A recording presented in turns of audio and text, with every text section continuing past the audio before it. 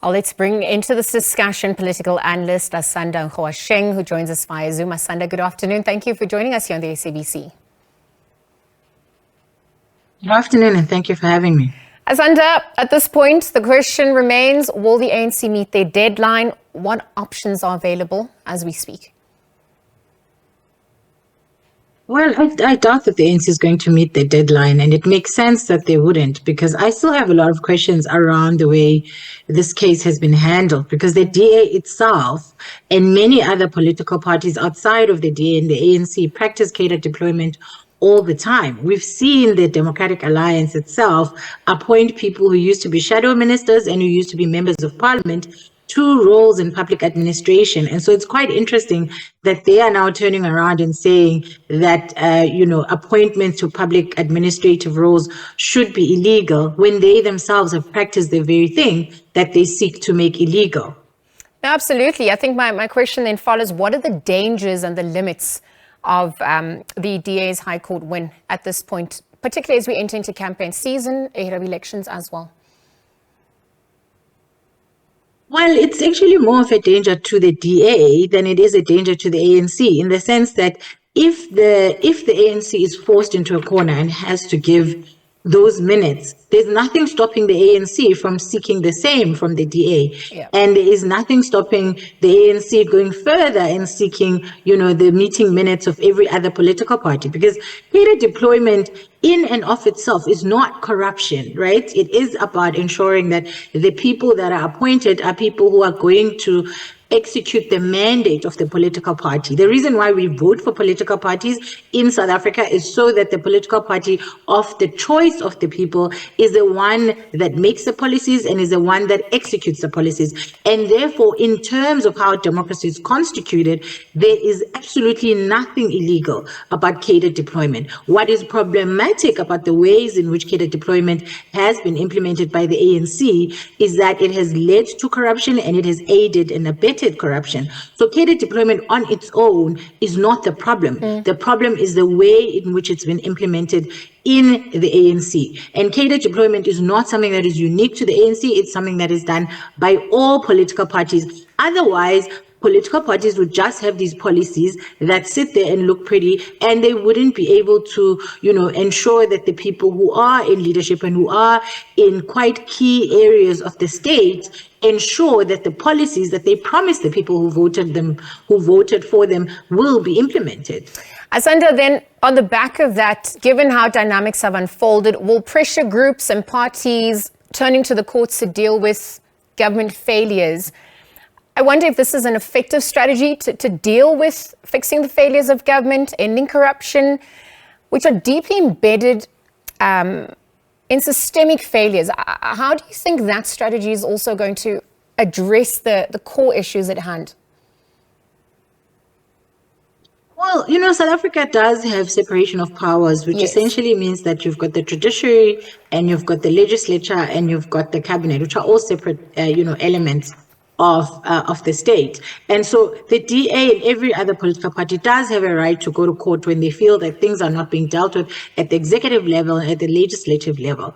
But they should only do that when things have failed, for instance, at the parliamentary level. And the question I have, first of all, is, have the efforts to stop corruption and the ways in which cadre deployment is employed stopped?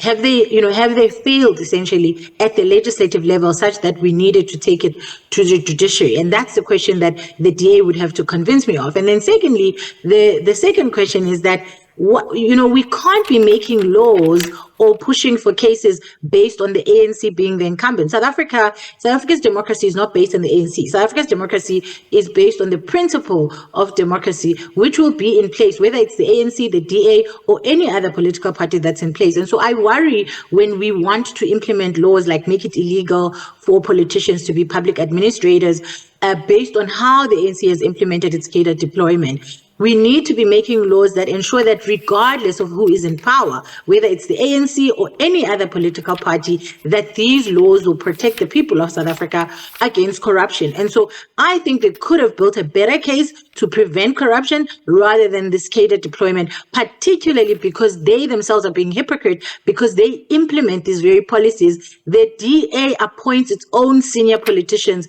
to public administration roles all the time. And so it's quite interesting to see them now saying that what they do, the ANC cannot do. And until they can show me situations where they don't have their own senior politicians in public administration, then we can start to have a conversation around that. And it's not only in South Africa that cadre deployment is used. It is literally one of the bedrocks of political party systems that, you know, the person or the party that is in power gets to choose who is going to execute its policies. And it is impossible to do that if those people cannot be, you know, in leadership, in public administration, because those are the instruments of government that are going to ensure that these policies are implemented. And so a part of me is actually looking forward to seeing what's going to happen should the ANC release their notes. Will the DA release their notes too? Will the ANC go to court to ensure that the DA releases their own notes? Because this is a double-edged sword.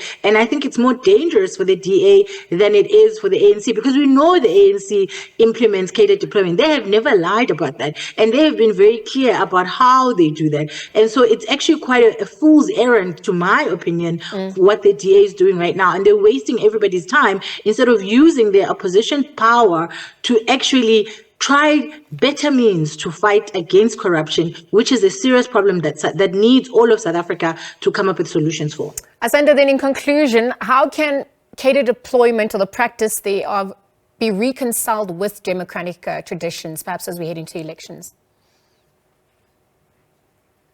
I think it's always been aligned with democratic, with democratic ideals, because people vote for a political party. That political party appoints people who then are going to implement that political party's mandate. It's very clear. What is problematic is that the political party system is used to appoint people who either A, do not have the qualifications that are required for the job, or if they do have the qualifications that are required for the job, they are not effective leaders, and they channel, political patronage and other forms of corruption, and, implement nepotism and other problematic structures within the system, which in and of itself is not problematic. And so we need to, I feel like this is one of those cases where you have to be very clear.